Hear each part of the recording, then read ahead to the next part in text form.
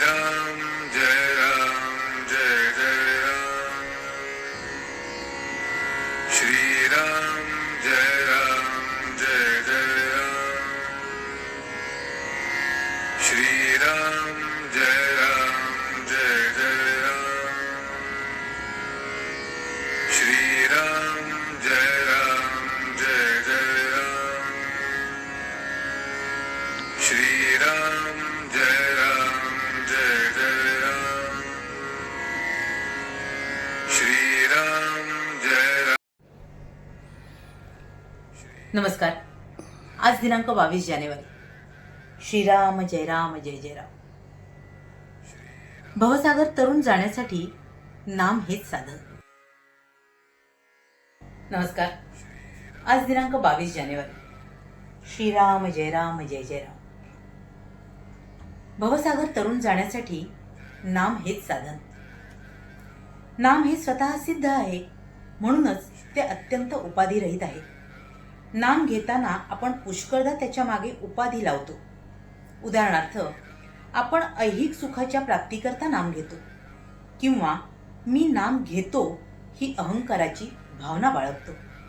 या उपाधीमुळे आपल्या प्रगतीला बरेच अडथळे येतात। म्हणून नामाकरिताच नामस्मरण करावे, आणि तेही सद्गुरूच आपल्याकडून करवून घेतात या भावनेने करावे। त्या योगाने अहंकार नष्ट होऊन शरणागती येईल। शरणागती यायला रामनाम हाच रामबाण उपाय आहे, तो आपण करावा। नामाचा महिमा वाचेने सांगणे अशक्य आहे, पण हे सांगण्याकरिता तरी बोलावे लागते इतकेच। मनुष्य प्राणी भवसागरात गटांगळ्या खातो आहे। समुद्रातून तरुण जाण्यासाठी जशी नाव, तसे भवसागरातून तरुण जाण्यासाठी भगवंताचे नाम आहे। फक्त एकच दक्षता घेणे जरूर आहे, ती ही की नावेत समुद्राचे पाणी येऊ देऊ नये, नाहीतर नावेसकट आपण बुडून जाऊ।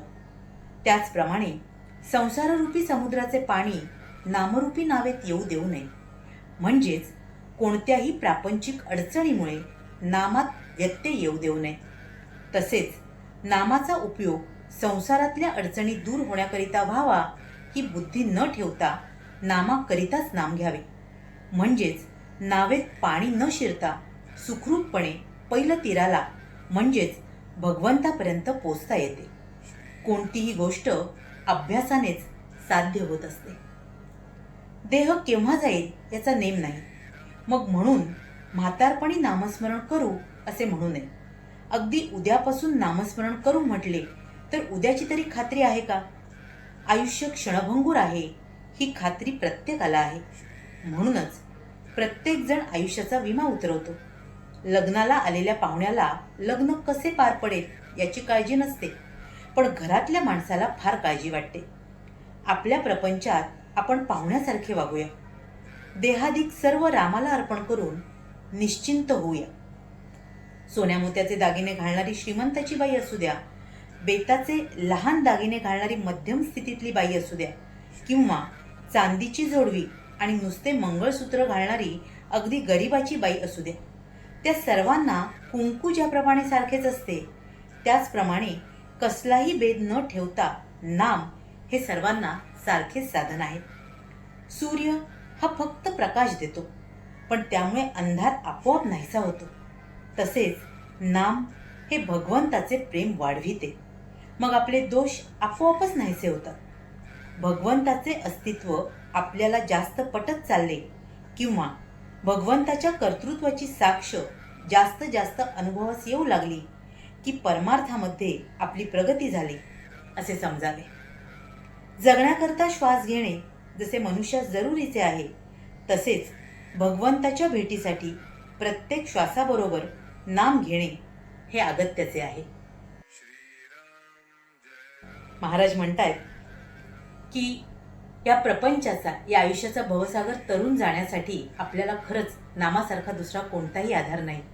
म्हणूनच आपल्या सगळ्या शंका कुशंका आपण बाजूला ठेवाव्यात। आपला सगळा भरोसा आपण आपल्या भगवंतावर ठेवावा आणि अत्यंत निष्ठेने, तळमळीने आपण आपल्या परमेश्वराचं, भगवंताचं नाम घ्यावं। आणि याद्वारेच आपण खरं तर आपल्या परमार्थाला साध्य करू शकतो. आपल्या आयुष्यातलं जे शाश्वत अंतिम साध्य आहे भगवत प्राप्तीचं, ते आपण प्राप्त करू शकतो. म्हणूनच आपल्या गुरुने दिलेलं हे जे सर्वश्रेष्ठ नाम आहे ते आपण घेऊया आणि आपल्या आयुष्यातला आनंद आणि समाधान प्राप्त करूया. हीच त्या गुरुचरणी प्रार्थना. तुम्हा साऱ्यांसाठीच खूप सारी गुरु ब्लेसिंग्स. श्री स्वामी समर्थ. जय गुरुदेव.